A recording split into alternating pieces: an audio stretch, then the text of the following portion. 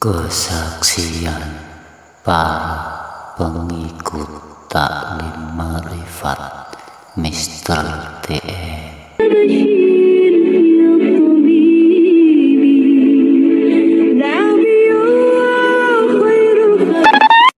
Assalamualaikum warahmatullahi wabarakatuh. Tondo poin aja ya. Jadi begini ya, ini para jamaah Mr. TM sudah mulai bermunculan dan bagaimana kesaksiannya. Semoga teman-teman semua yang akan menilai apakah beliau sesat atau tidak, saya serahkan sama teman-teman semua ya. Tapi menurut saya pribadi, seperti apa yang saya katakan kemarin-kemarin, saya selalu netral karena menurut saya pribadi sampai detik ini Mr. TM tidak sesat. Cuma ada cumanya, tapi ya kata-katanya sempat kasar atau menghina, lah itu yang membuat opini menjadi liar. Oke, tonton video ini sampai selesai agar tidak gagal paham. Sejak saya gabung di taklim Ma'rifat ini sangat beda dengan sesuai wahdatul wujud. Mungkin yang saya alami cuma hanya sebatas wahdatul suhud, ya, dan wahdatul wujudnya itu belum. Makanya saya penasaran sampai di mana penjabaran ilmiah ketuhanan itu saya belum pernah dapat selain di taklim Ma'rifat. Di samping itu, setelah saya gabung taklim Ma'rifat ya, melalui Basit, karena memang saya pencari dasarnya ya. Pencari sudah 6 tahun, ikhwan. Saya cari itu di mana keberadaan Tuhan. Min aina Allah, min aina Allah. Saya bingung. Satu sisi ya kan Tuhan berada di Aros, Aristawa. Satu sisi hablum min hablil warid, wa nahnu aqrabu min hablil warid. Makanya saya bingung tuh di mana letak Tuhan sesungguhnya. Ya kan, dengan konsep-konsep itu ya teringat dengan hadis Nabi ya kan, ketika menanyakan ketuhanan lewat jalur Rasulullah. Ya, saya pernah baca juga, lihat hadis Nabi ketika sahabat nanya, wahai Rasulullah, di mana engkau waktu itu berada? Ya, Rasulullah menjawab kan, ya kan, ketika itu aku ada di Nabi Adam, aku ada di para nabi-nabi, dan aku berada di seluruh orang-orang beriman. Ya kan bingung tuh kalau secara nalar, ya kan, Rasulullah yang mana yang dimaksud? Apakah Rasulullah berbentuk Muhammad bin Abdullah? Apakah Rasulullah yang Nur Muhammad itu? Nah, makanya saya coba untuk perhatikan. Oh, ternyata yang dimaksud Rasulullah adalah yang Nur Muhammad tersebut. Oh, saya paham. Berarti Rasulullah itu kan suatu utusan Tuhan yang mempunyai saluran langsung ke Tuhan. Makanya dari yang thorikat sebelumnya hanya sebatas ya utusan, tapi cara teknik penyambungannya nggak pernah dipaparkan di situ. Jadi saya bingung. Jadi saya harus gimana? Katanya cukup berabit aja. Nah, berabit kan ada tekniknya. Nah, saya juga bingung. Nah, iya. Nah, gimana cara berabit yang benar? Berabit toh lah bahasanya. Nah, di tema Ma'rifat ini sejelas-jelasnya saya dapatkan teknik berabit toh. Gamblang lagi. Gamblang. Nah, berarti sesuai dengan ketika itu sesuai dengan apa yang saya dapat mungkin secara empiris. Ya kan, kejadian-kejadian yang pernah saya alamin. Saya masuk taklim Ma'rifat ya luar biasa. Tapi ini bukan bicara masalah kekeramatan ya, bukan. Tapi ini murni adanya ketika kita bisa beserta dengan utusannya. Ya tidak lain, pasti tuh banyak bonus-bonus di situ. Nah, bonus yang aneh-aneh bahkan ya mungkin boleh dipercaya boleh tidak, itu pengalaman pribadi saya. Iya gitu. Nah, sebenarnya bukan itu yang kita bicarakan gitu. Karena tetap konsep ketuhanan itu. Jadi selama saya belajar di taklim Ma'rifat, ya banyak sih perubahan-perubahan di diri saya, bahwa ketika sholat agak sedikit khusyuk, apa yang kita ingat Tuhan itu gimana wujudnya, ya sudah saya dapat dipaparkan oleh Mr. TM di Ta'lim Ma'rifat khususnya. Nah tadinya saya juga bingung tuh gimana teknik sholat yang benar ala Rasulullah. Ya makanya saya juga bingung, solu kamaro aitani muni Pak Usoli, bingung apakah saya harus lihat jasadnya, sholatnya dari takbiratul ihram sampai salam. Ya itu kan nggak perlu dicari kali di kitab-kitab, banyak juga kali di pelajaran madrasah ada. Ya cuman saya pikir itu udah pasti bisa saya. Cuman gimana cara khusyuk yang dimaksud Nabi Muhammad itu. Nah ya merujuk dari kitab-kitabnya, gimana caranya biar supaya itu nyambung ke Tuhan. Bingung ya, di Ta'lim Ma'rifat lah dikasih tahu, dijabarkan, dipaparkan dengan metode-metode ilmiahnya gimana caranya untuk nyambung ke Tuhan. Ya udah itu aja sih, mungkin ada pengalaman juga Basit setelah masuk Ta'lim Ma'rifat.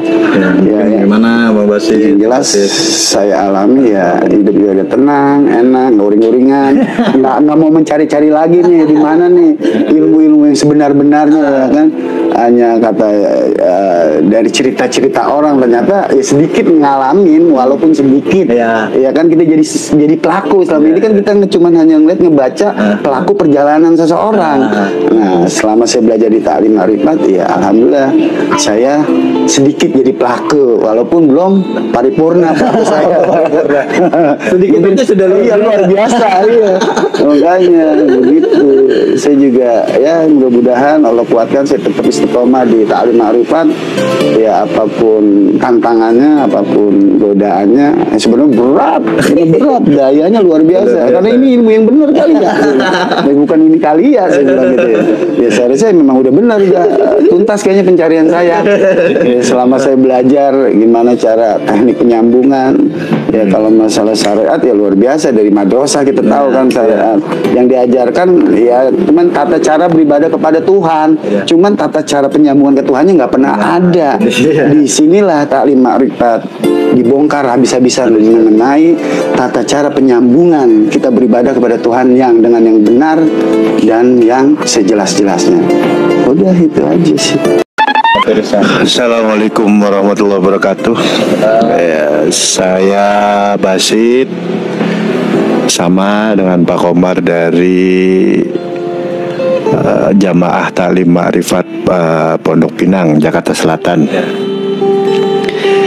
Awal mula ketemu dengan sekolah ini nggak sengaja lagi buka Facebook, nemu uraian pengalaman saya. Ini kata-katanya berani banget ini. Itu udah kalimat-kalimat kasar gitu. Belum.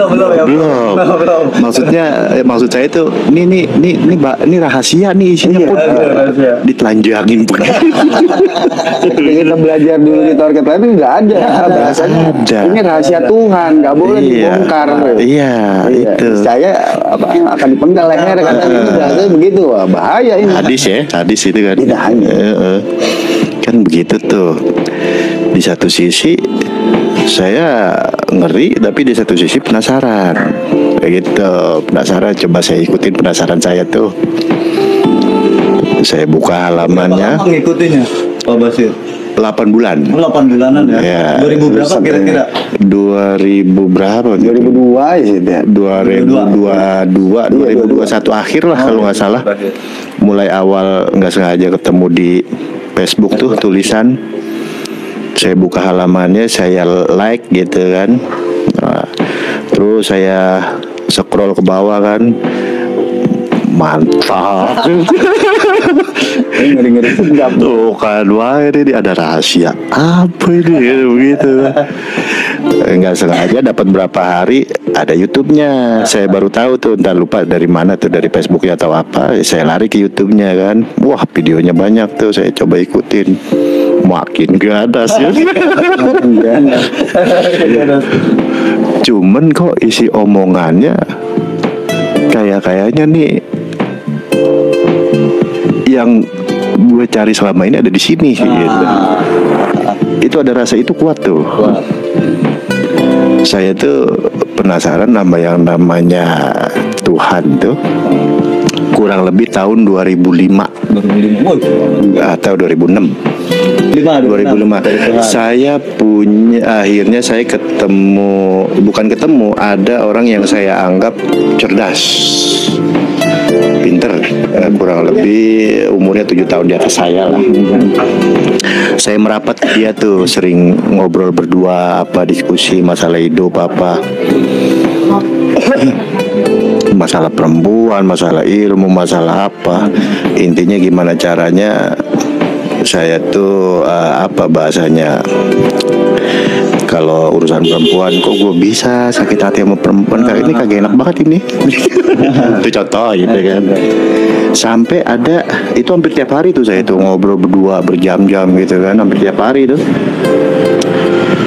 Dia ada satu omongan dia tuh yang ngebekas di saya tuh. Dia bilang hati itu ibarat mangkok deh. Nah, kalau nggak bisa diisi Allah, kosongin aja, jangan diisi perempuan ya. Ini akibatnya, dia kata begitu. Itu kayaknya ngebekas tuh omongan tuh. Dari kongko bertahun-tahun sama dia, itu omongan itu. Saya penasaran sama Tuhan Allah. Emang bisa hati diisi Allah gitu. Nah, dari situ tuh. Cuman saya bingung, otomatis saya minta tanggung jawab dia dong, selaku orang yang ngasih tahu, ya ajarin lah. Istilah kata bahasa jelasnya, ajarin saya untuk bisa ngisi hati saya, isinya Allah kan begitu. Diajarin wiridan ini, wiridan itu, wiridan ini gitu kan. Ibadah-ibadah lah gitu kan. Kusut gitu. Hati nggak kosong-kosong kan. Malah tambah kusut itu. Kayaknya sih begitu ya. Kayaknya sih begitu tuh. Kayaknya begitu tuh.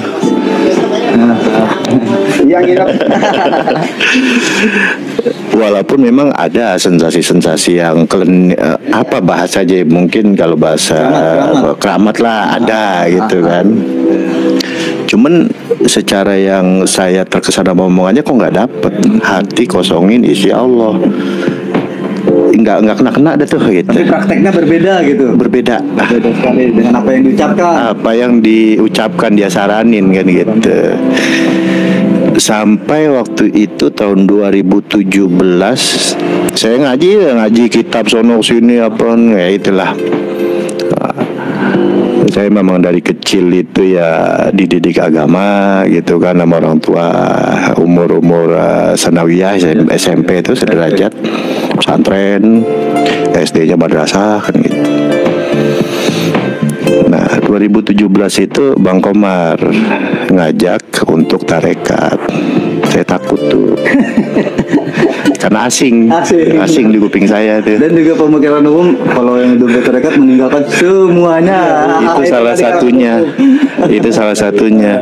Yang pasti saya belajar agama dari kecil, kata-kata tarekat aja tuh asing banget. Asing banget. Mau pesantren sini, pesantren sini. Saya nyantren gitu. Kata-kata tarekat serem gitu.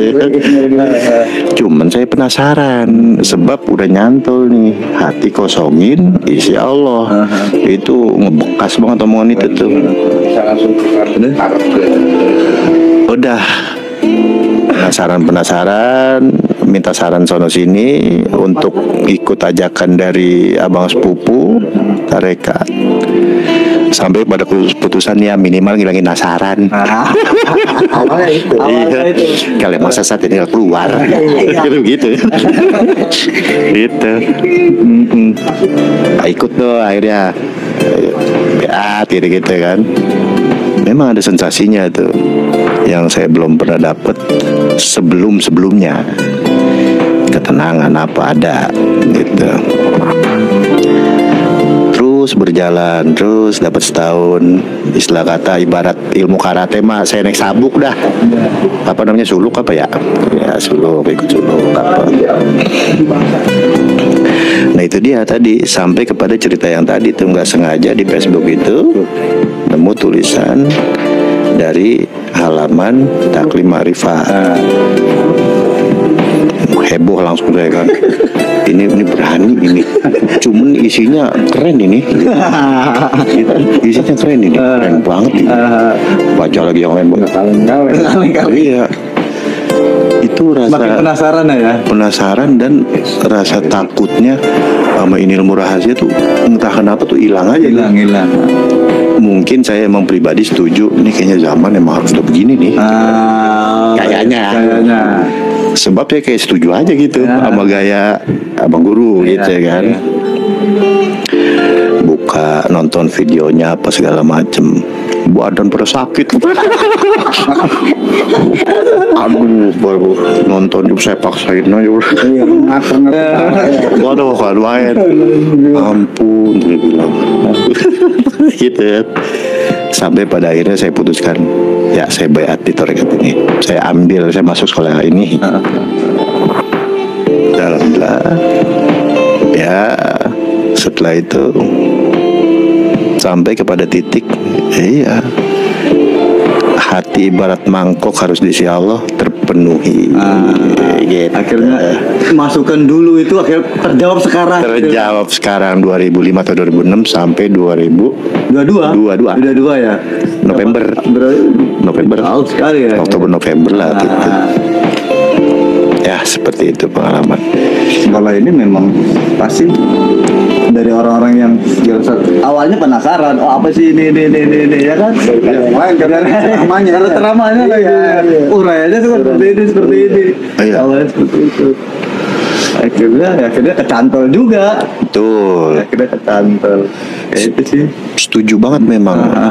Untuk menuju Tuhan itu ya musuh terberat ya diri sendiri kan. Iya. Mau nggak mau kemelekatan yang ada di diri udah dicoplokin orang deh, blok.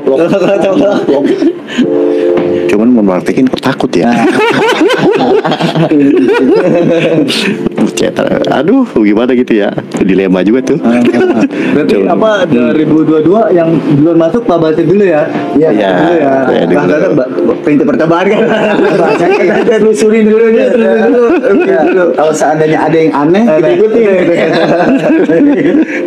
Karena kita terbiasa suka yang aneh-aneh.